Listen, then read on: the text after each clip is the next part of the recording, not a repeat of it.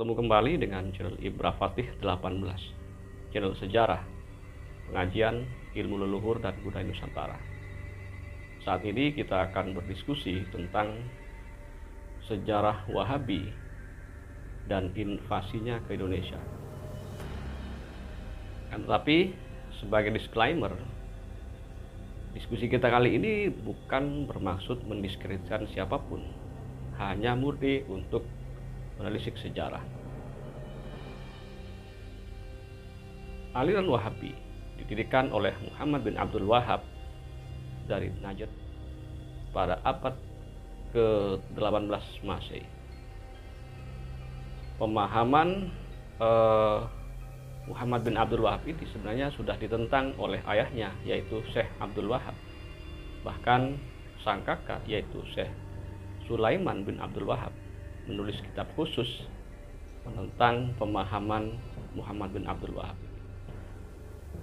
Muhammad bin Abdul Wahab kemudian bertemu dengan Muhammad bin Saud, seorang penguasa diraiyah di tanah Arab yang saat itu belum berupa kerajaan, semacam kepala suku lah. Kemudian keduanya ini bersepakat untuk saling bahu-membahu. Di lain sisi, Muhammad bin Saud ingin mendirikan sebuah kerajaan atau paling tidak sebuah wilayah kekuasaan, dan itu klop dengan Muhammad bin Abdul Wahab yang ingin menyebarkan pemikirannya. Maka bekerja samalah keduanya bahu-membahu.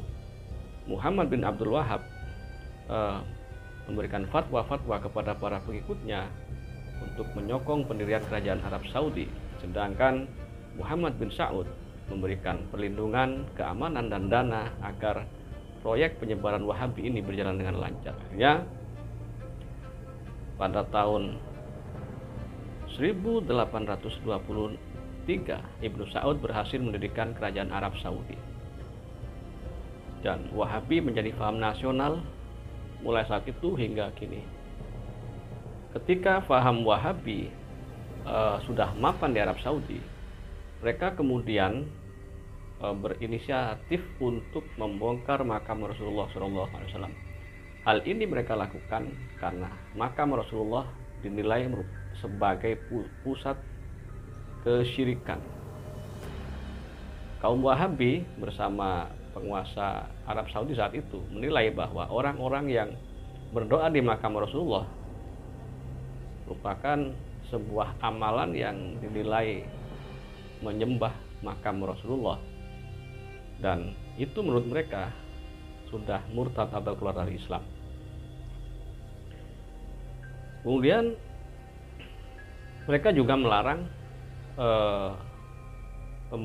pemberlakuan madhab kepada para jamaah haji yang datang dari berbagai penjuru dunia.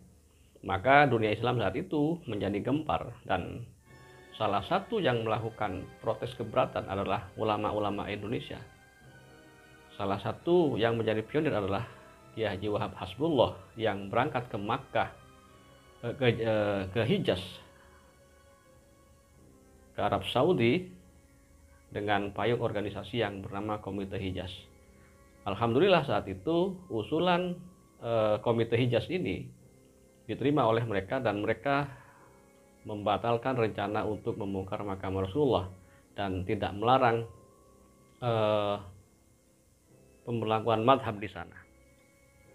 Pada tahun 1970 hingga 1990-an, Arab Saudi gencar mempromosikan faham Wahabi ke seluruh negara Islam di Indonesia, terutama Indonesia. Nah, ketika terjadi revolusi Iran dan Iran menyatakan Syiah sebagai faham nasional, Arab Saudi merasa khawatir tersaingi, dan mereka semakin gencar mempromosikan faham Wahabi ke seluruh dunia. Salah satu gerakan yang dilakukan oleh kaum Wahabi untuk mensukseskan fahamnya ini, mereka mencetak beberapa buku, ratusan buku bahkan, yang sesuai dengan ajaran mereka, dan juga membakar 60.000 kitab dan 40.000 manuskrip yang merupakan hasil dikte Rasulullah kepada para sahabat. Dan juga mereka mulai melarang ulama-ulama Nusantara yang mengajar di Arab Saudi dan diganti dengan ulama-ulama mereka. Bahkan Wahabi pernah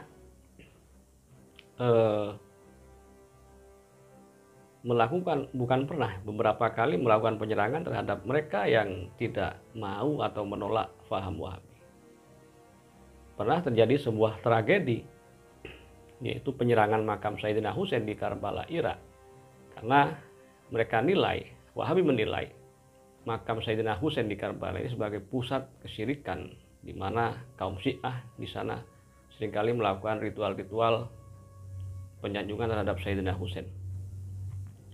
Wahabi juga melarang praktek sufisme, tarekat. Bahkan di Indonesia, paham Wahabi yang ditularkan melalui para cendekiawan yang mendapatkan semacam beasiswa untuk belajar di Arab Saudi ini, atau mereka yang berhaji ke Arab Saudi kemudian pulang membawa paham Wahabi, sampai pernah terjadi perang Padri di Minangkabau, di mana saat itu dipicu oleh sakleknya kaum Wahabi ketika menerapkan Islam. Terjadilah friksi antara umat Islam dan terjadi perang Padri.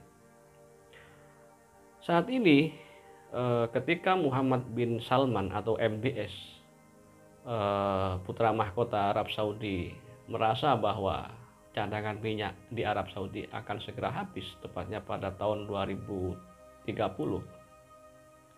dan MBS ini, Muhammad bin Salman ini, mengubah haluan negaranya menjadi negara pariwisata. Mereka melakukan kebijakan pendapatan negara dari sektor pariwisata. Ada beberapa situs yang dibangun oleh MBS dalam rangka menarik para wisatawan, selain wisata religi atau para jamaah haji. Muhammad bin Salman ini akhirnya memberlakukan kebebasan atau Islam yang moderat. Banyak praktek-praktek berislam yang selama ini dalam tanda kutip ketat diubah oleh Muhammad bin Salman. Saat itu para wanita dilarang untuk menyetir atau dilarang membuka cadar. Saat ini mulai dibebaskan, bahkan di pantai-pantai sudah boleh memakai bikini. Dan beberapa ribuan bahkan ya ulama-ulama yang dianggap memfatwakan radikalisme akan dihukum secara tegas oleh MBS. Bahkan kabar terbaru, MBS sudah mulai mengurangi secara drastis dana kampanye untuk menyebarkan paham Wahabi. Ini merupakan sebuah berita yang mengejutkan, karena di lain sisi ternyata paham Wahabi ini sudah bermigrasi atau menginvasi negara-negara Islam yang lain, termasuk Indonesia. Hingga seperti yang kita ketahui bersama, sekarang banyak di media sosial paham-paham Wahabi itu mendakwahkan paham mereka dengan cara yang begitu masif. Apakah ini akan menjadi era baru bagi Wahabi yang di Arab Saudi mulai tergerus oleh kebijakan-kebijakan Muhammad bin Salman dan akan pindah ke negara-negara Islam seperti Indonesia? Wallahu a'lam. Bisa jadi ada kemungkinan Wahabi akan menjadikan Indonesia sebagai markas utamanya, karena di Arab Saudi sudah tidak kondusif. Demikian diskusi kita kali ini. Kita diskusi dengan sehat, dan apa yang saya sampaikan ini merupakan rangkuman dari beberapa sumber yang terpercaya. Tidak ada maksud untuk mendiskreditkan siapapun. Saya hanya memaparkan fakta sejarah dan profil siapakah Wahabi sebenarnya. Assalamualaikum warahmatullahi wabarakatuh. Jika kalian suka mendengar cerita sebelum tidur, subscribe channel Lakon Manusia, sebuah channel tentang cerita horor, cerita kisah nyata, cerita kriminal, cerpen, urban legend, dan kisah nyata. Segera subscribe channel ini dan kamu akan terhibur menjelang tidur.